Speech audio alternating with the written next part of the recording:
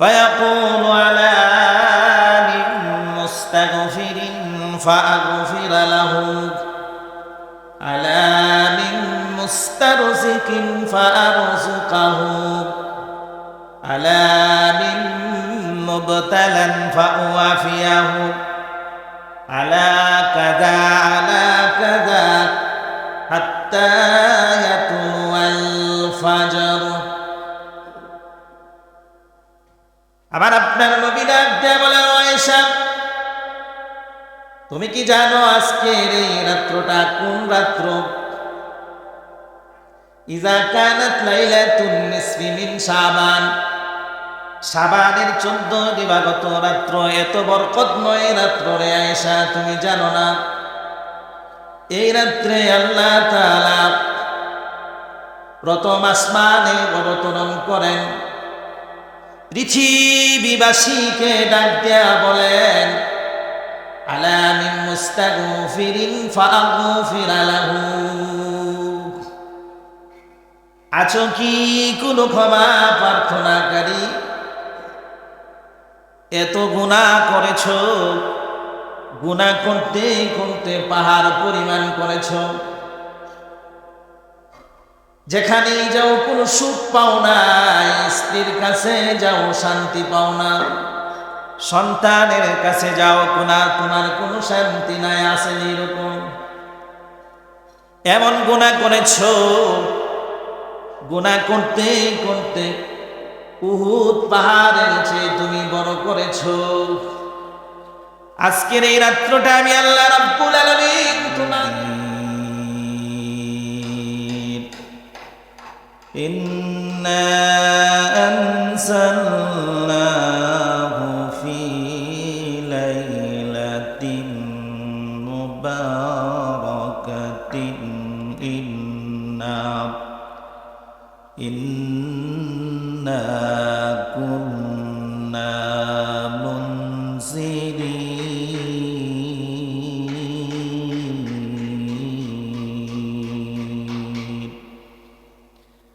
وقال رسول الله صلى الله تعالى عليه وسلم إذا كانت ليلة النصف من شعبان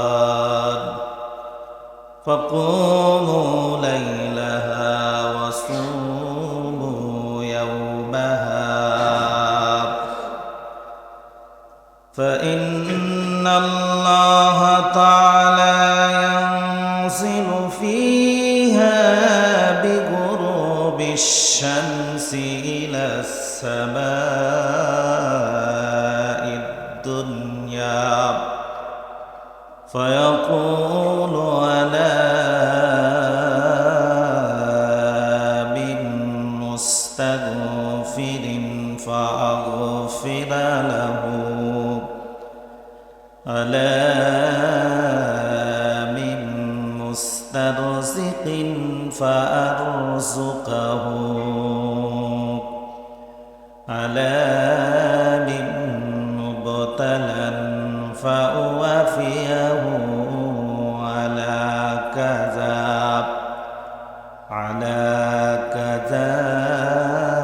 حتى يطلع الفجر إن الله وملائكته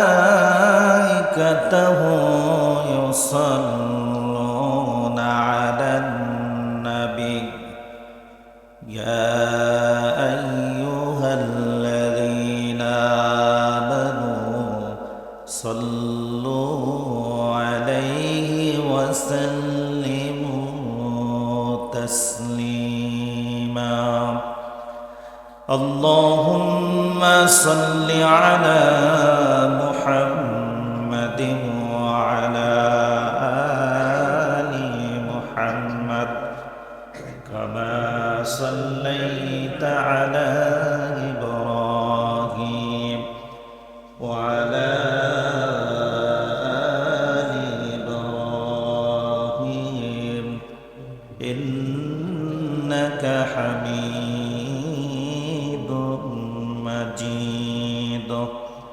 اللهم بارك على محمد وعلى آل محمد كما باركت على إبراهيم وعلى آل إبراهيم إنك حميد مجيد بلغ العلا بكماله كشف الدجى بجماله حسنت جميع خصاله صلوا عليه وآله মরণ থেকে যতই পালাও মরণ তুমি লইবে গিরি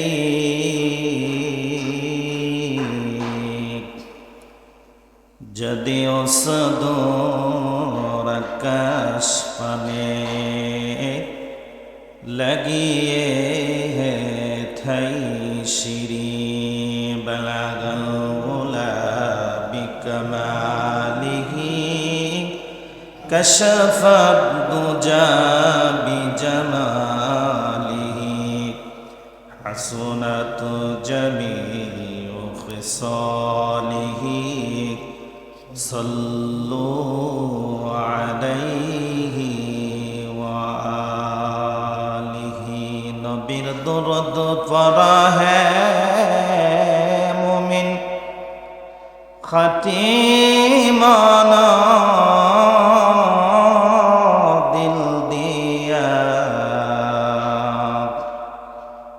মোদের দুরূদ শুনিবেন নবীজি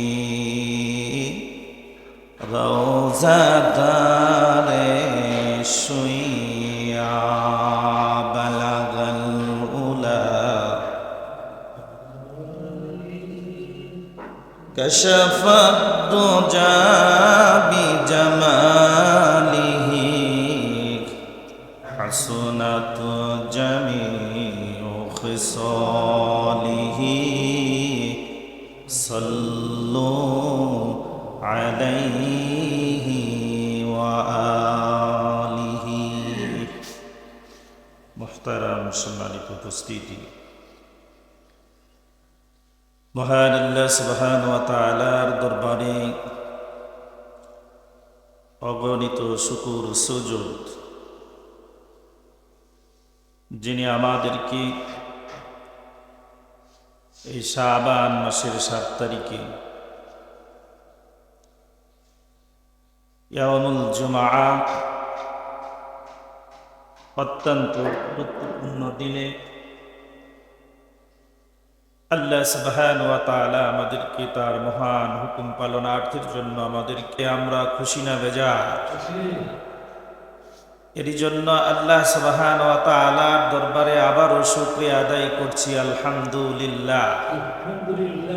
প্রিয় উপস্থিতি,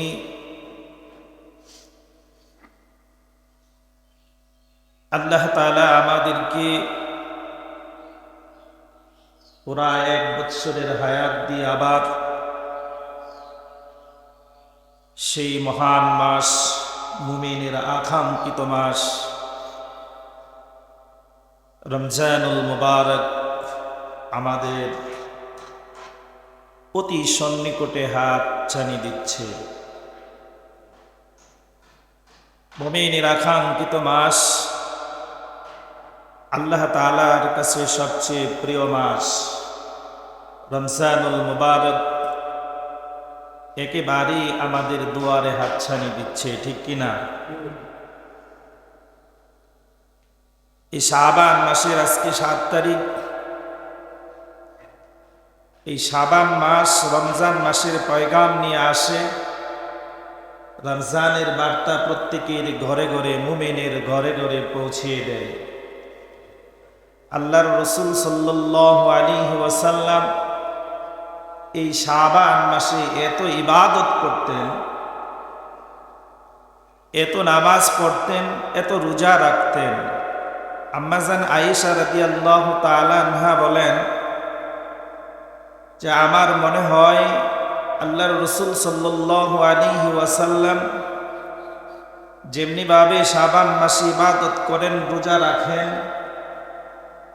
আমার মনে হয় আল্লাহ তাআলা যেন এই শাবান মাসকেও তার উম্মতের জন্য ফরজ করে দিবেন। তিনি উম্মতকে শিক্ষা দেওয়ার জন্য এত বেশি বেশি রোজা রাখতেন এবং নামাজ পড়তেন।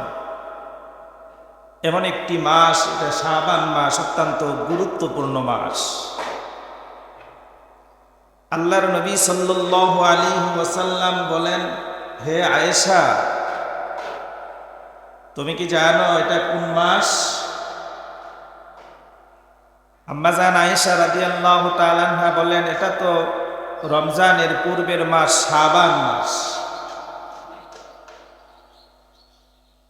যে শাবান মাস, আল্লাহর রাসূল সাল্লাল্লাহু আলাইহি সাল্লাম আরবি ভাষায় কথা বলতেন। ওই আরবিকে যদি আমরা ট্রান্সলেশন করি, বাংলায় নিয়ে আসি, আল্লাহর রাসূল সাল্লাল্লাহু আলাইহি সাল্লাম বলেন শাবান, এই শাবান দ্বারা মানুষ তার কাপড়কে পরিষ্কার করে।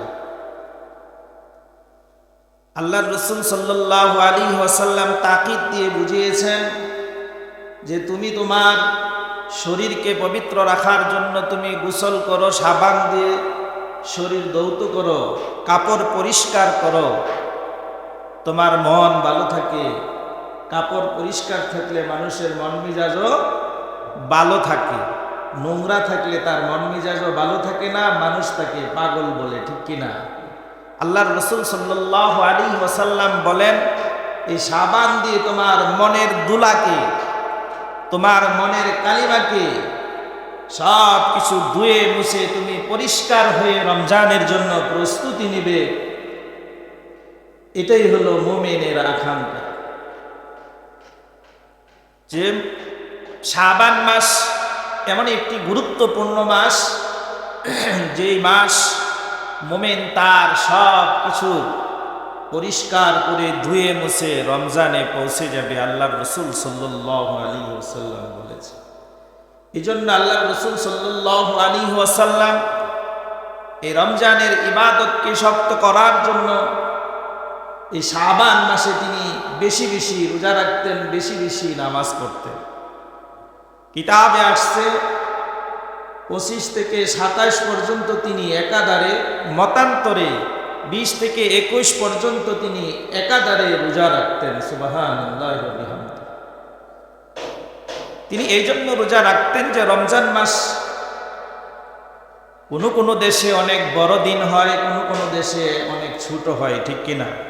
এক এক দেশে এক এক ভৌগোলিক কারণে ছোট বড় হয়। এই জন্য আল্লাহর রাসূল সাল্লাল্লাহু আলাইহি ওয়াসাল্লাম বড় দিয়ে বুঝাইছেন যে রমজান মাসটি দিনের বেলা অনেক বড় হয়। এই জন্য শাবান মাস থেকেই প্রস্তুতি নেওয়ার দরকার। আমি আগে প্র্যাকটিক্যাল করে আমি কি আমার গন্তব্যস্থানে পৌঁছবো, রমজান মাসে পৌঁছে যাব। এই জন্য শাবান মাসে যদি বেশি ইবাদত করি, রমজানে কি আমার ইবাদত করতে কষ্ট হবে না। এই জন্য আল্লাহর রাসূল সাল্লাল্লাহু আলাইহি ওয়াসাল্লাম উম্মতকে শিক্ষা দেওয়ার জন্য এই নমুনা স্বরূপ তিনি ইবাদত করে আমাদেরকে শিক্ষা দিয়েছেন। প্রিয় উপস্থিতি, আল্লাহর রাসূল সাল্লাল্লাহু আলাইহি ওয়াসাল্লামের তো কোনো গুনাহ ছিল না? ছিল? কি বলেন? নবীদের কোনো গুনাহ ছিল? তারা মাসুম ছিল। আল্লাহর রাসূল সাল্লাল্লাহু আলাইহি ওয়াসাল্লামের জন্য কি নামাজ ফরজ করেছিলেন যে আপনার নামাজ পড়তে হবে 5 ওয়াক্ত, আপনার দৈনন্দিন এইরকম কাজ করতে হবে? আল্লাহর রাসূল সাল্লাল্লাহু আলাইহি ওয়াসাল্লামের উপর তো ফরজ ছিল না। তিনি কেন এটা করেছেন?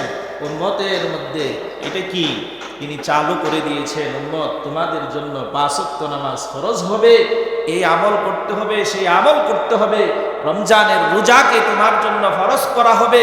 এই জন্য তুমি শাবান মাস থেকেই তুমি প্রস্তুতি নাও, তোমার এই শরীরকে প্রস্তুতি করে নাও, রমজান মাসে যেন তোমার মধ্যে কোনো অলসতা না আসে।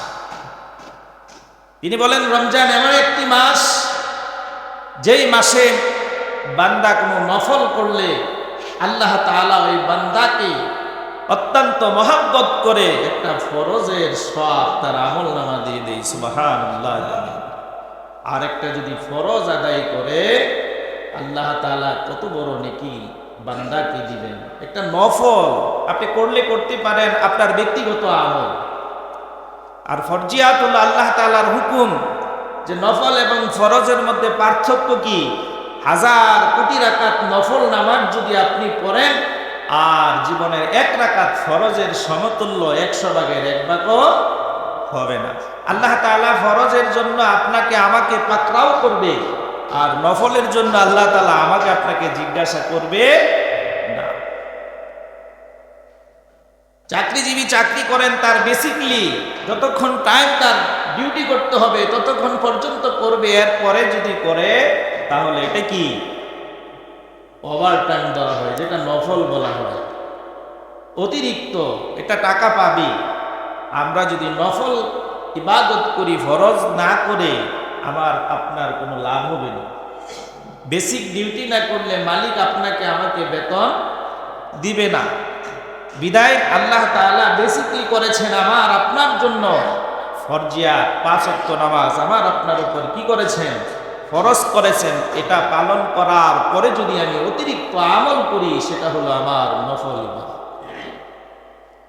আল্লাহর রাসূল সাল্লাল্লাহু আলাইহি ওয়াসাল্লাম বলেন, একটা ফরজ যদি তুমি আদায় করো আল্লাহ তাআলা 70টা ফরজের সম পরিমাণ সওয়াব তোমার আমলনামায় দিবে। সুবহানাল্লাহ।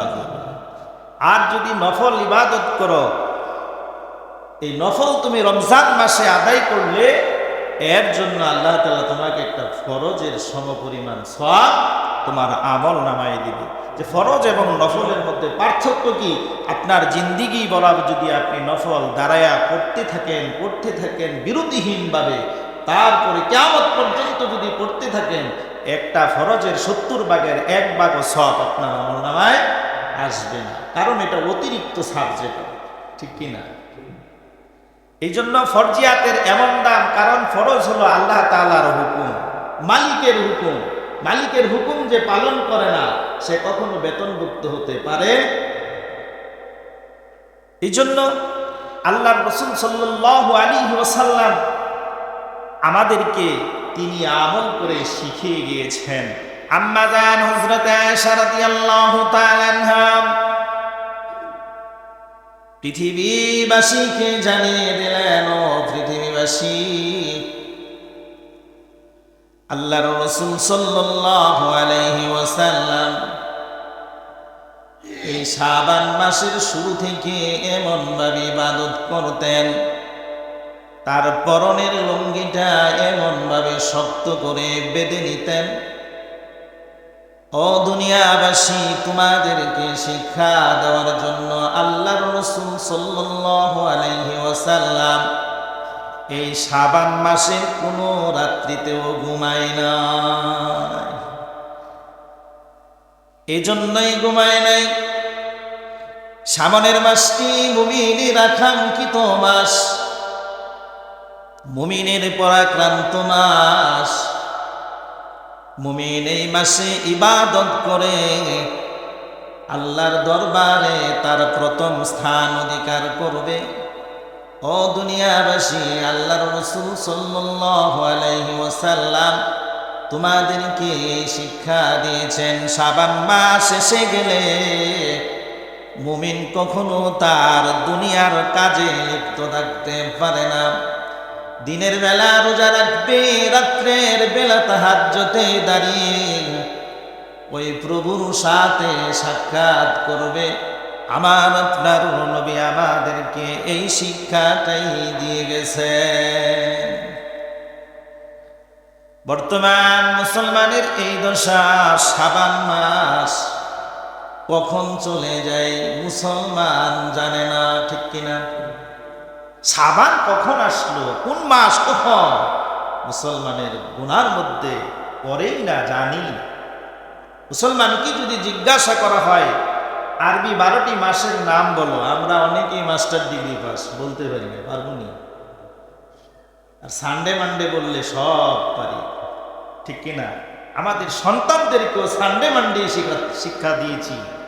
আমাদের সন্তানদেরকেও আরবি সম্পর্কে, কোরআন সম্পর্কে আমরা এই জ্ঞান দিচ্ছি না। এই শাবান মাস আমাদেরকে এই শিক্ষা দেয়, আল্লাহ রাসূল এই শিক্ষাই দিয়ে গেছেন। শাবান আসলে মুমিন পেরেশানি থাকবে, বেপরোয়া হয়ে যাবে, কখন কোন সময় তার ইবাদত করতে হবে। কারণ আল্লাহ রাসূল সাল্লাল্লাহু আলাইহি ওয়াসাল্লাম 1 মিনিট সময় তো অপচয় করেন নাই। আর আমরা মুসলমান নবীর উম্মত, যখন খুশি তখনই সময়কে অপচয় করতেছি।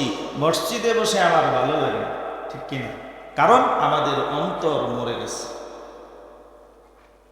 মসজিদে সময় কাটাতে ভালো লাগে না, দোকানপাটে সময় কাটাতে আমার কি ভালো লাগে। এটা একটাই কারণ, আমার থেকে ইসলাম চলে গেছে, আমি ইসলাম সম্পর্কে বুঝি না। এই জন্য মুমিনের এই আকাঙ্ক্ষিত মাস শাবান মাস, এই শাবান মাসের এত গুরুত্ব কেন, এত দাম কেন? আল্লাহর রাসূল সাল্লাল্লাহু আলাইহি ওয়াসাল্লাম তার পবিত্র জবান মুবারক থেকে একটি হাদিস বর্ণনা করেছেন। শাবানের 14 তারিখ দিবাগত রাত্রে এমন একটি মহান রাত, এই রাত্রটাকে আমরা এই বাংলাদেশের মানুষ বলি কি শবে বরাত। আর শবে বরাত শব্দটা কি, ভাষা কি, এটাও আমরা কি জানি না, ঠিক কিনা? সব শব্দের অর্থ হলো রাত্র, বারাত শব্দের অর্থ ভাগ্য, রজনী, সব রাত্র, ভাগ্য রাত্র, ভাগ্য রজনী, যে ভাষায় আমরা বলি। সব শব্দটা হলো ফার্সি শব্দ। বারাত শব্দের অর্থ, এটা আপনি হিন্দিও বলতে পারেন, উর্দুও বলতে পারেন, ফার্সিও বলতে পারেন, বাংলায় আসে না।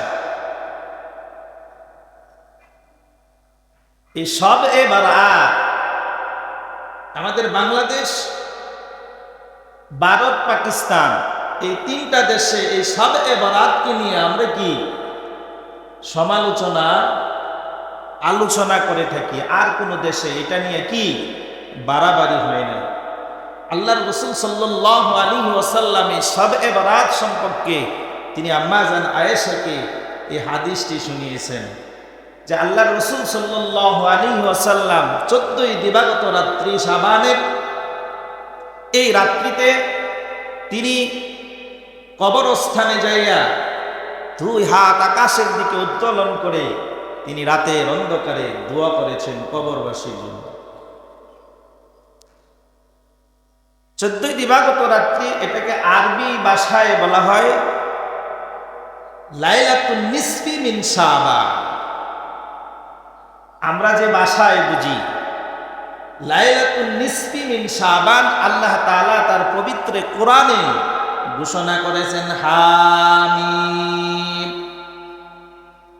ওয়াল কিতাবিল মুবিন ইন্না আনজালনাহু লাইলাতুন মুবারাকাহ ইন্না কুন্না মুনজিরিন।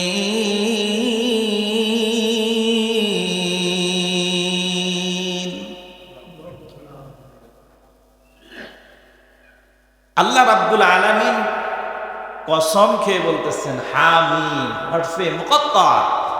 এটা আল্লাহ তাআলা ছাড়া এই অর্থ কেউ জানে না। ওয়াল কিতাবিন মুবিন, এ কোরআনের কসম। ইন্না আনজালনাহু মুবারাকা লাইলাতুন মুবারাকাতুন ইন্না কুন্না মুনজিরিন। যে তিনি বলতেছেন, আল্লাহ তাআলা বলেন শাবানের 14ই দিবাগত রাত্রি, এই রাত্রিতে আল্লাহ তাআলা এই কোরআনকে এই জমিনে পাঠাইবেন, এর জন্য তিনি মনস্থ করেছেন যে এই কোরআনকে শেষ নবীর উপর নাজিল করবেন। এই কোরআনকে লৌহে মাহফুজে যিনি যখন রাখা হয়, এই লৌহে মাহফুজে যখন সংকলন করা হয়, আল্লাহ তাআলা এই লাইলাতুন নিসফি মিন শাবান, এই শবে বরাতের রাত্রে তিনি কি করেছেন? লিপিবদ্ধ করেছেন এবং প্রথম আসমান পর্যন্ত তিনি এই কোরআনের ছায়াপাত করেছেন।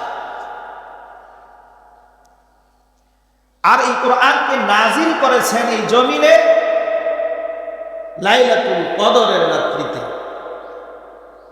আমাদের সমাজে এই লাইলাতুল বারাত নিয়ে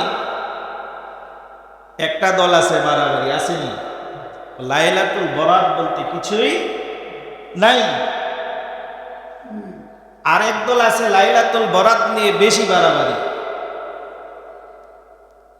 যে আমল করতে যাই আমরা কি বেশি আমল করি। বেশিও করা যাবে না, ছাড়াও যাবে না, একেবারে বেশি ধরাও যাবে না। যেভাবে সিস্টেম আছে আল্লাহ রসুল বলেছেন এইভাবে আমল করা, এটা হলো মুমিনের সুরত, ঠিক না? মুমিনের সুরত হলো আল্লাহ রসুল যেমনি ভাবে আমাদেরকে শিখিয়েছেন সেভাবেই কি আমাদের আমল করতে হবে। তা আল্লাহ রসুল সাল্লাল্লাহু আলাইহি ওয়াসাল্লাম বললেন, আম্মা জান আয়েশা, কে আয়েশা, এই শাবান মাসের একটি রাত্র আছে, যেই রাত্রটা এত গুরুত্বপূর্ণ মুমিনের জন্য, মুসলমানের জন্য। আল্লাহ রসুল সাল্লাল্লাহু আলাইহি ওয়াসাল্লাম আম্মা জান আয়েশাকে হাদিসটি শুনাইলেন, ইযা কানাত লাইলাতুন নিসফি মিন শাবান ফাকুমু লাইলাহা ওয়া সুমু ইয়াওমাহা ফাইন্নাল্লাহা তাআলা ইয়ানজিলু ফীহা বিগুরুবিশ শামসি ইলাস সামা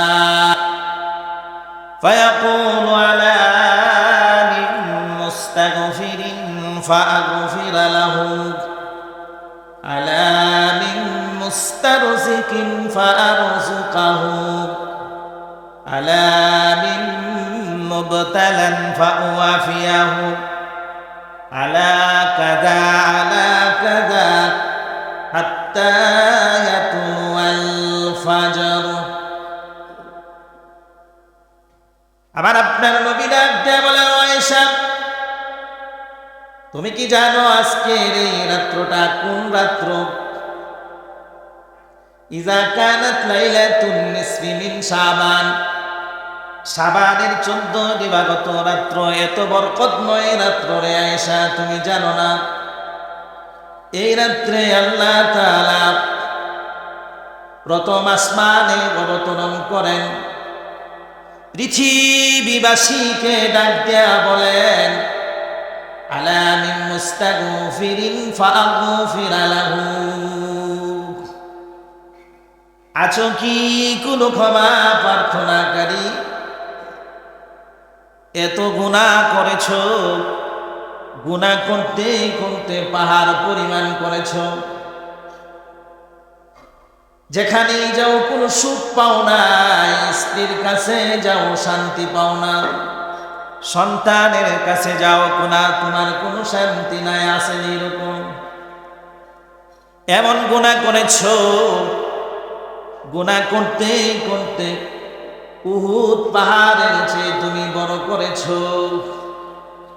আজকের এই রাত্রটা আমি আল্লাহ রাব্বুল আলামিন তোমাদেরকে ডাক দিয়ে বলতেছি, ও গুনাহগার রে, তুমি আজকে আমার কাছে ক্ষমা চাও, আমি আল্লাহ রাব্বুল আলামিন তোমাকে আজকে ক্ষমা করে দিব। ও আয়েশা, আজকের এই রাত্রটা লাইলাতুন নিসফি মিন শাবান, এত বরকতময় রাত্র। এই রাত্রে আল্লাহ রাব্বুল আলামিন প্রথম আসমানে অবতরণ হয়, আর ডাক দিয়ে বলে, আলা মিন মুস্তারজিকিন ফাআরযুকাহু, আমার আল্লাহ ডাক দিয়া বলে, ও পৃথিবীবাসীরে, আছো কি কোন রিজিক প্রার্থনাকারী? তোমার ঘরে রিজিক নাই, অভাব অনটনে আছো, পৃথিবীর কেউ তোমাকে রিজিক দিতে পারবে না, আমি আল্লাহ রাব্বুল আলামিন একমাত্র রিজিক দাতা। আজকের এই রাত্রিতে আমার কাছে চাও, তুমি রিজিক চাও, ধন দৌলত চাও, আমি আল্লাহ রাব্বুল আলামিন তোমাকে গরিবী থেকে ধনীতে পরিণত করে দিব। ও আয়েশা, আমার উম্মতদেরকে আল্লাহ রাব্বুল আলামিন নিসফি মিন শাবান, এই শাবানের 14 দিবাগত রাত্রিতে আল্লাহ রাব্বুল আলামিন তার বান্দাদেরকে এমনি ভাবে ডাকবে। আজকের এই রাত্রিতে যে বান্দা সেজদায় পড়ে আল্লাহর কাছে যা চাইবে আল্লাহ রাব্বুল আলামিন তাকে সব দিয়ে দিবে।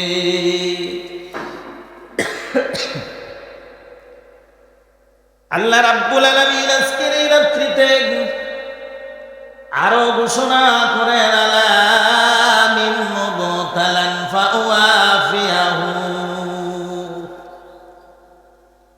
আছো কি কোনো বিপদগ্রস্ত? এই রাত্রিতে আমি আল্লাহর কাছে চাও, তুমি অনেক বড় বিপদে পড়ে আছো, তোমাকে বন্ধু বিপদে ফেলে দিয়েছে, কোনো মানুষ খুন করো নাই, খুনের আসামি হয়ে গেছো, আসেনি এরকম? অপরাধ করে না, অপরাধী হয়েছে, আছে না এরকম? অপরাধ করো নাই, মানুষের বেড়া জালে পড়ে বিপদগ্রস্ত হয়ে গেছো, এমন বিপদে আছো 2 দিন পরেই তোমার ফাঁসির কাস্টে ঝুলতে হবে, আসেনি? কিছুই জানে না, ফাঁসিতে ঝুলছে, আছে না? অপরাধের খবরও জানে না, কিন্তু ফাঁসিতে ঝুলতে হয়েছে, এরকম মানুষ আছে না পৃথিবীতে? আল্লাহ তাআলা ডাক দেয়া বলেন, ও বান্দা, এমন বিপদে পড়েছ যে বিপদ কোনো মানুষ তোমাকে উদ্ধার করতে পারবে না, ফাঁসির কাষ্ঠ থেকে তোমাকে মুক্ত করতে পারবে না, এমন বিপদ তোমার এসেছে, আমি আল্লাহ ছাড়া তোমার বিপদ থেকে কেউ মুক্ত করতে পারবে না। আজকের এই রাত্রটা লাইলাতুন নিসফি মিন শাবান, এই রাত্রে আমি আল্লাহ প্রথম আসমানে এসে তোমাকে ডাকতেছি। ও বিপদগ্রস্ত, তুমি আমি আল্লাহর কাছে চাও, আমি আল্লাহ রাব্বুল আলামিন তোমাকে আজকে বিপদগ্রস্ত থেকে মুক্ত করে দিব। সুবহানাল্লাহ। ও আয়েশা, আমার আল্লাহ রাব্বুল আলামিন এই রাত্রে প্রথম আকাশে সে মানুষকে এমনি ভাবে ডাকতে থাকে। আম্মা জান আয়েশা বলে, ইয়া রাসূলুল্লাহ, কতক্ষণ পর্যন্ত ডাকে? সময়টা কতক্ষণ? আমার আপনার নবী বলে, আয়েশা রে, যখন পৃথিবীর সূর্য অস্ত যায়, সন্ধ্যা ঘনিয়ে আসে, সন্ধ্যা থেকে ফজরের সুবহ সাদেক পর্যন্ত আলা কাজা আলা কাজা হাত্তা ইয়াতলুয়াল ফাজর, ফজর পর্যন্ত আমার আল্লাহ রাব্বুল আলামিন পৃথিবীবাসীকে এমনি ভাবে ডাকতে থাকে। বন্ধুরা, আবার হযরতে আয়েশা রাদিয়াল্লাহু তাআলা আনহা বলেন, শাবানের 14 দিবাগত রাত্রিতে আমার ঘরে আল্লাহর রাসূলের আসার তারিখ ছিল। রাসূল সাল্লাল্লাহু আলাইহি ওয়াসাল্লাম প্রত্যেকটা বিবির হক পালন করতেন। কখন বিবির কাছে, কোন বিবির কাছে যাবে তিনি আগে থেকেই নোটিশ করে দিতেন। আম্মা জান আয়েশা রাদিয়াল্লাহু তাআলা আনহা বলেন, ওই শাবানের 14 দিবাগত রাত্রিতে আল্লাহর রাসূল আমার ঘরে আসছেন। ওই দিন আমি আয়েশার ফালা ছিল, হঠাৎ করে দেখি আল্লাহর রাসূল সাল্লাল্লাহু আলাইহি ওয়াসাল্লাম ওযু করতেছেন। ওযু করে তিনি আমার ঘরে প্রবেশ করেছেন, কাপড় খুলতেছেন, শরীর থেকে জামা কাপড়গুলো খুলতেছেন। প্রতিমধ্যেই দেখি আল্লাহর রাসূল সাল্লাল্লাহু আলাইহি ওয়াসাল্লাম আবার কাপড় পরে নিলেন, কারণ জিবরাইল এসে জানিয়ে দিয়েছেন, ইয়া রাসূলুল্লাহ, আজকের এই রাত্রটা কিসের রাত্র আপনি জানেননি? আম্মা জান আয়েশা বলেন, সাথে সাথে তিনি ঘর থেকে বেরিয়ে গেলেন। আমি আয়েশার মনে একটু আঘাত লেগে গেল, না জানি আল্লাহর রাসূল কোন বিবির ঘরে আবার প্রবেশ করেছেন। আমার মনে এরকম দ্বিধাদ্বন্দ্ব। আমি চিন্তা ভাবনা করে দেখলাম, না না, আমি ঘরে বসে থাকবো না, সকল বিবিদের ঘরে আমি প্রবেশ করব, দেখব আল্লাহর রাসূল সাল্লাল্লাহু আলাইহি ওয়াসাল্লাম অন্য বিবির ঘরে গিয়েছেন কিনা। এরকম আছে দুনিয়াতে, কি অনেক পুরুষ 2-4টা বিবাহ করে, একটারে বেশি ভালোবাসে আর অন্যগুলির দিকে কি তাকাই না। এরকম মহিলাদের মধ্যে এরকম দ্বিধাদ্বন্দ্ব থাকে যে না জানি সে আমাকে ভালোবাসে না, অন্য বিবিকে বেশি ভালোবাসে। আল্লাহ রাসূল সাল্লাল্লাহু আলাইহি ওয়াসাল্লাম কি আমাকে বেশি ভালোবাসেন না? তিনি কি বিবি উম্মে হানির ঘরে প্রবেশ করেছেন? তিনি চিন্তা ভাবনা করে, তিনি মহিলাদের তো ধুরু ধুরু মন থাকে, ঠিক কিনা, ঝামেলা এরাই বেশি বাজার। তিনি প্রবেশ করলেন, প্রত্যেক বিবির ঘরে ঘরে যাইয়া দেখেন আল্লাহর রাসূল কোনো বিবির ঘরেই প্রবেশ করে নাই। হযরতে জিবরাইল আল্লাহর রাসূলকে সালামের মাধ্যমে জানিয়ে দিলেন, ইয়া রাসূলুল্লাহ, আজকে ওই রাত্র শাবানের 14 দিবাগত রাত্রি, বরকতময় রাত্রি, আপনি উম্মতের জন্য আজকে দোয়া করেন, সকল দোয়াগুলো উম্মতের জন্য আল্লাহ কবুল করে নেবেন। সুবহানাল্লাহ। আল্লাহর রাসূল সাল্লাল্লাহু আলাইহি ওয়াসাল্লাম কবরস্থানে যাইয়া দুহাতকে উত্তোলন করে উম্মতের মায়ায় দোয়া করতেছেন, আল্লাহ আজকের এই লাইলাতুন নিসফি মিন শাবানের রাত্রে, আল্লাহ শবে বরাতের রাত্রে আপনি প্রথম আসমানে এসে বান্দাদেরকে ডাকতেছেন, ইয়া রাব্বুল আলামিন, আমাকে যে কাজের জন্য জমিনে পাঠাইছেন, আল্লাহ আপনি আমার উম্মতকে আজকের এই রাত্রের উসিলায় মাফ করে দেন। আম্মা জান আয়েশা রাদিয়াল্লাহু তাআলা তার মনের দ্বিধাদ্বন্দ্ব নিয়ে কবরস্থানে যাইয়া দেখে আল্লাহর রাসূল সাল্লাল্লাহু আলাইহি ওয়াসাল্লাম চোখের পানিগুলো ছেড়ে উম্মতের মায়ায় তিনি হাত উপরের দিকে করে আল্লাহর কাছে দোয়া করতেছে। আল্লাহর নবী সাল্লাল্লাহু আলাইহি ওয়াসাল্লাম, আমরা জানি মানুষের 2টা চক্ষু, হাদিসের ভাষায়, তাফসীরের ভাষায় আমার আপনার নবীকে আল্লাহ পিছনেও 2টা চক্ষু দিয়েছেন। সুবহানাল্লাহ, যেটা আর কোনো নবীকে দেওয়া হয় নাই। আম্মা জান আয়েশা রাদিয়াল্লাহু তাআলা আনহা রাসূলের পিছনে দাঁড়িয়ে আছেন, 2 হাত তুলে রাসূলের সাথেও তিনি দোয়ায় শরীক হয়ে গেলেন। আল্লাহর রাসূল সাল্লাল্লাহু আলাইহি ওয়াসাল্লাম দোয়া শেষ করে আবার আপনার নবী সরকারে দুজাহান আম্মা জান আয়েশাকে বললেন, আয়েশা রে, তুমি ভেবেছো আজকের এই রাত্রিতে তোমার হক পালন না করে আমি অন্য বিবির ঘরে গিয়েছি? আম্মা জান আয়েশা বললেন, ইয়া রাসূলুল্লাহ, আপনি কেমনে ভাবলেন, কেমনে জানলেন? আবার আপনার নবী বলে, আয়েশা, এই মুহূর্তের মধ্যে হযরতে জিবরাইল আমাকে বলে গেলেন, আয়েশার মনকে আপনি সন্তুষ্ট করেন, আপনার বিবি আয়েশা আপনার জন্য রাগান্বিত হয়ে আছে। সুবহানাল্লাহ। হযরত আয়েশাকে আল্লাহর রাসূল সাল্লাল্লাহু আলাইহি ওয়াসাল্লাম বললেন, তুমি কি মনে করেছো তোমার হক পালন না করে আমি অন্য বিবির ঘরে প্রবেশ করেছি? না না না রে আয়েশা, তুমি জানো না আজকের এই রাত্রটা কোন রাত্র?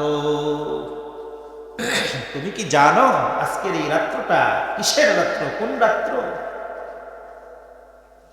হযরতে রাসূল করিম সাল্লাল্লাহু আলাইহি ওয়াসাল্লাম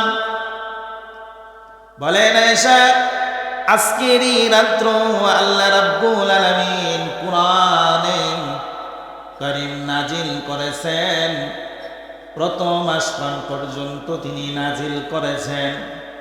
এটা সেই রাত্র রে আয়েশা, ইন্না আনজালনাহু লাইলাতান মুবারাকা, এটা বরকতময় রাত্র। এই রাত্রে আল্লাহ রাব্বুল আলামিন আমার উপরে যে কুরআন নাজিল করবে জমিনে, আল্লাহ রাব্বুল আলামিন প্রথম আসমান পর্যন্ত তিনি নাজিল করেছেন। সুবহানাল্লাহ। সেটা হলো সেই রাত্র লাইলাতুন নিসফি মিন শাবান, শাবানের 14 দিবাগত রাত্রিকে আরবি ভাষায়, হাদিসের ভাষায় বলে লাইলাতুন নিসফি মিন শাবান। আম্মা জান আয়েশা রাদিয়াল্লাহু তাআলা আনহা এই জগৎবাসীকে জানিয়ে দিলেন, আমি মনে মনে যা ভাবলাম আল্লাহর রাসূল সাল্লাল্লাহু আলাইহি ওয়াসাল্লাম সব জেনে ফেলেছেন। তিনি এক এক করে আমার মনের সকল দ্বিধা দ্বন্দ্বগুলো বলে দিলেন। আমার আপনার নবী বলেন, আয়েশা, তুমি যখন আমার পিছনে দাঁড়িয়ে আমার সাথে তুমি মুনাজাত করতেছিলে, আমি আল্লাহর রাসূল সাল্লাল্লাহু আলাইহি ওয়াসাল্লাম তোমাকে দেখতেছি। আম্মা জান আয়েশা বলে, ইয়া রাসূলুল্লাহ, আপনি পিছন থেকে কেমনে দেখলেন? আমার আপনার নবী বলে, আয়েশা রে, তোমাকে আল্লাহ 2টা চক্ষু দিয়েছে আর আমাকে আল্লাহ রাব্বুল আলামিন 4টা চক্ষু দিয়েছে। সুবহানাল্লাহ। আমি নবী, আমাকে আল্লাহ রাব্বুল আলামিন এই মানব মণ্ডলীর জন্য শিক্ষক করে পাঠাইছেন। কারণ আমি পিছনেও দেখি, সামনেও দেখি, ডানেও দেখি, বামেও দেখি, আল্লাহ রাব্বুল আলামিন আমার চতুর্দিকে চক্ষুকে নজর করে দিয়েছেন। সুবহানাল্লাহ। এই জন্য বন্ধুরা আমার, আজকের এই রাত্র শাবানের 14 দিবাগত রাত্র আল্লাহর রাসূল বলেছেন এটা এমন বরকতময় রাত্র। এই রাত্রতে যে বান্দা ইবাদত করে সারা রাত্র কাটিয়ে দিবে, আল্লাহ রাব্বুল আলামিন এই রাত্রের উসিলায় তাকে মাফ করে দিবেন। সুবহানাল্লাহ। এটা হলো সেই রাত্র। এই রাত্রকে নিয়ে আমরা, এই শবে বরাতকে নিয়ে আমরা অনেকে অনেক দ্বিধাদ্বন্দ্ব। একজনে বলে শবে বরাত নাই, বেদাত, ঠিক কিনা? আর বেদাত কি এটা সে নিজেই জানেনি। বিদাত সম্পর্কে সে পড়ছে, লেখাপড়া করছে, দেখবেন এই জগতে যে লেখাপড়া কিছুই জানে, এই সম্পর্কে কিছু জানে না, এটার জন্য সে পুরা মাস্টার। আমি বেশি জানি, আছে না সমাজে? দেখবেন আমাদের সামনেও মাসালা দিয়ে মাসালা কোন কিতাবে আছে এটাও জানে না, এর বাপেও জানে না, এর 14 গোষ্ঠীও জানে না মাসালা কোন কিতাবে আছে। আবার মাসালার জন্য সে সবচেয়ে বড় মুফতি। আসেনি সমাজে, আছে না? এই শবে বরাত আসলে এই গ্রাম এলাকায়, আমাদের শহর এলাকায় ছোট্ট ছোট্ট করে কাগজ বিতরণ করতেছে। শাবান মাসের প্রথম থেকেই শুরু হচ্ছে। আমার বাসায় এখন আর আসে না, জানে যে এটা হুজুরের বাসা, এনে গেলে ধরবে বালুকেরা, কারণ আমার বাসায়ও আসে না, আগে আসতো। গত বছর থেকে এটা বন্ধ হয়ে গেছে। এটা শহর এলাকায় চলে। এই শবে বরাত বিদআত, শবে বরাত হারাম। শবে বরাতের দিন যদি কেউ ইবাদত করে তাহলে বেশ্যাখানায় যাওয়ার চেয়েও তার বেশি গুনাহ। এরকম আছে না? দেখবেন নেট জগতে ছুটছে। এটা এক ধরনের মুসলমান নামে অমুসলিম নেমে গেছে। সে মুসলমান না, সে মুনাফিকের চেয়েও খারাপ।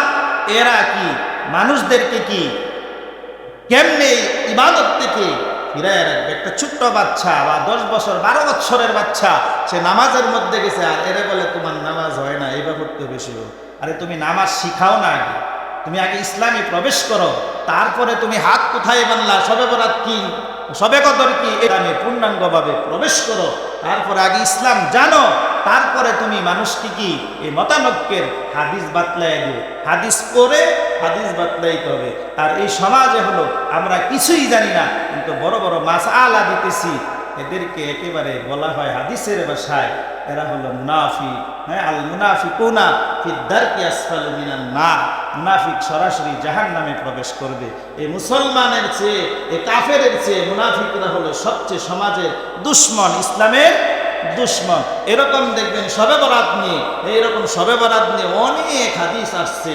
হযরতে আলী রাদিয়াল্লাহু তাআলা আনহু কি ছোট একজন সাহাবী, কি বলেন, যাকে আল্লাহ তাআলা খিলাফতের দায়িত্ব দিয়েছিলেন, তার থেকে এরকম 7-8টা হাদিস একাধারে শবে বরাত সম্পর্কে আসছে অনর্গল। আর যে সম্পর্কে একটা দুর্বল হলেও 10 জন মানুষ যদি দুর্বল হয়, ল্যাঙ্গা হয়, 2 হাত আছে, তো 2 হাতেও তো কুইন নিয়ে যাবো একজনকে, ঠিক না? কি বলেন? একজন মানুষ শক্তিশালী হলে 20 জন যদি দুর্বল থাকে, তাদের শক্তি বেশি না একজনের শক্তি বেশি?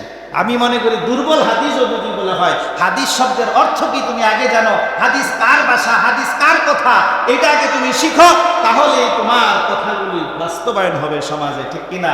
হাদিস সম্পর্কে তুমি তো জানো না ভাই, তুমি কেন হাদিস বলো? কাল কিয়ামতের ময়দানে তোমার জিহ্বাটাকে আল্লাহ তাআলা হাসরের ময়দানে এই কোটি কোটি মানুষের সম্মুখে ধরে গলার দূর থেকে বের করে মানুষকে দেখাইবে, আল্লাহ তাআলা ফেরেশতারা দেখাইবে যে হে হাদিস বিশারদ ছিল, হাদিসের এর বাফেও জানে না, সেও জানতো না, কিন্তু সমাজে হাদিস বলে বলে কি বেড়াইতো।